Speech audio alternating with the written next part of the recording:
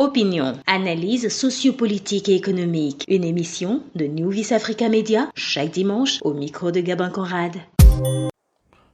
Pourquoi ne pas laisser les pays de l'AES tranquilles?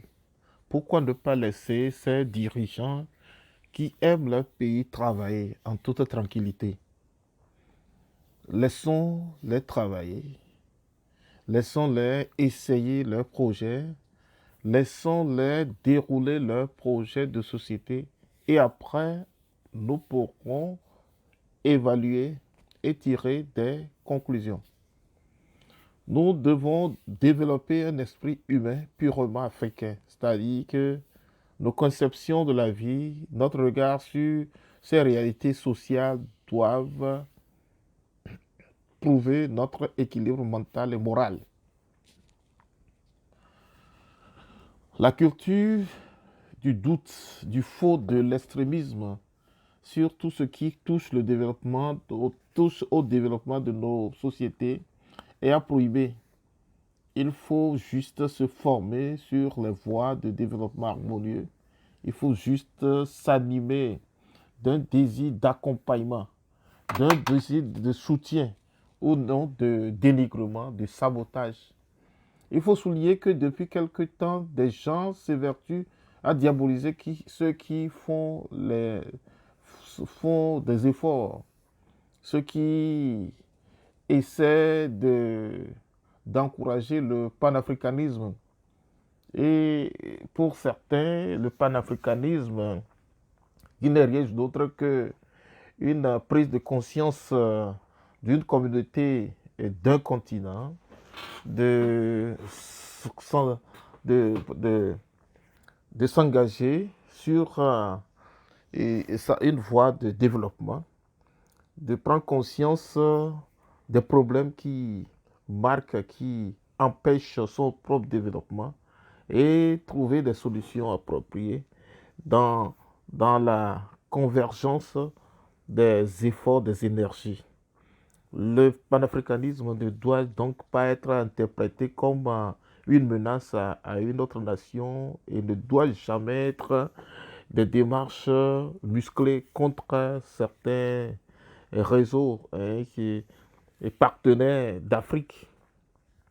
Alors que ce soit clair à tous, ceux qui toujours pensent que lorsqu'on parle de panafricanisme, on parle déjà d'une certaine démarche de révolte, une démarche belligérante et de revanche. Et non, plutôt, il faut que ce soit clair à nous et à tous que le panafricanisme n'est qu'une démarche de solidarité, de reconstruction, de prise de conscience, d'exhortation, de sensibilisation, de formation, d'éducation sur des bases, sur les enjeux qui menacent, qui freinent le développement de ces communautés. Le panafricanisme doit être un devoir citoyen.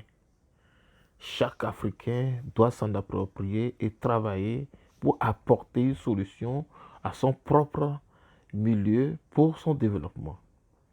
Il ne faudrait donc pas qu'on attende et qu'on accuse, qu'on continue d'accuser l'extérieur, que tout ce que nous connaissons comme problème vient de l'extérieur.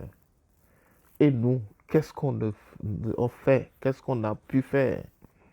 Alors, pour ce qui concerne les ressources minières, les ressources des terres africaines, il faudrait qu'il y ait une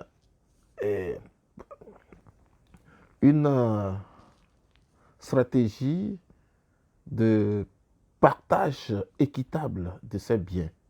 Alors, les contrats entre les partenaires qui exploitent ces ressources doivent être des contrats gagnant-gagnant. Et ce soit clair pour que ces pays qui envoient leurs réseaux sur le terrain aussi en bénéficient. Parce qu'on a souvent compris que la plupart du temps, tout est dans le noir.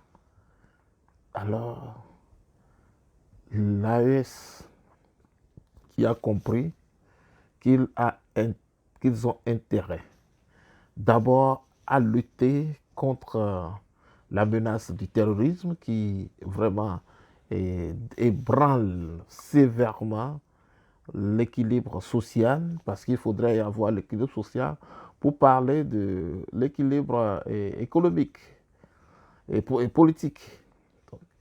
Alors, ils se sont entendus, ces leaders ont compris qu'il faudrait prendre la relève, qu'il faut prendre leur responsabilité pour protéger leur pays contre ces menaces et aussi protéger leurs ressources et valoriser beaucoup plus leurs ressources pour aller au développement. Donc tout ce qu'ils font comme démarche, comme projet, tout ce qu'ils font aujourd'hui ne reflète aucune menace contre qui que ce soit, mais au contraire participerait à la solidarité, à la relance, à l'équilibre de l'économie d'une région, d'un certain nombre de pays, et qui permettra aussi de protéger les droits de ces populations et les mettra donc à l'abri de la pauvreté, de la misère. Si nous dénonçons aujourd'hui des morts sur les plages de la Méditerranée, c'est parce que ces milieux, ces pays n'arrivent pas à offrir des conditions de vie propices à ces populations, et ils sont obligés, et alors les gens sont obligés d'aller se chercher et quels que soient les risques, ils continuent de braver ces risques et meurent tristement sur ces plages. Alors, chers tous, et tout homme de bonne volonté doit reconnaître aujourd'hui que ces leaders qui ont bravé la peur ne font que construire l'avenir, et tout ceci sera que bénéficiaire à tous. Nous devons les soutenir.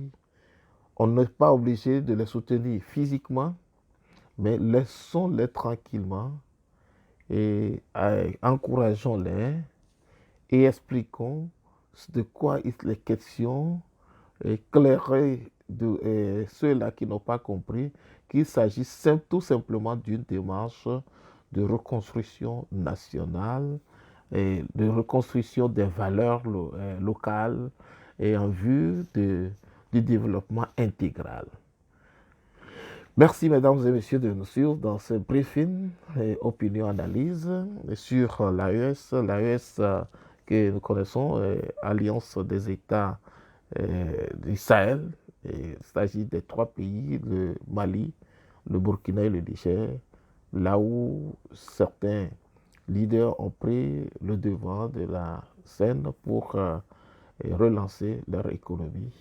Et tout simplement, nous appelons, nous exhortons les uns les autres à les soutenir et à cesser de les discriminer, de les diaboliser, de les décourager, de se livrer à des campagnes de sabotage contre tout ce qu'ils sont en train de faire. Leur réussite sera pour tous un plus. Merci de nous avoir suivis. Je suis au micro, Gabin Conrad.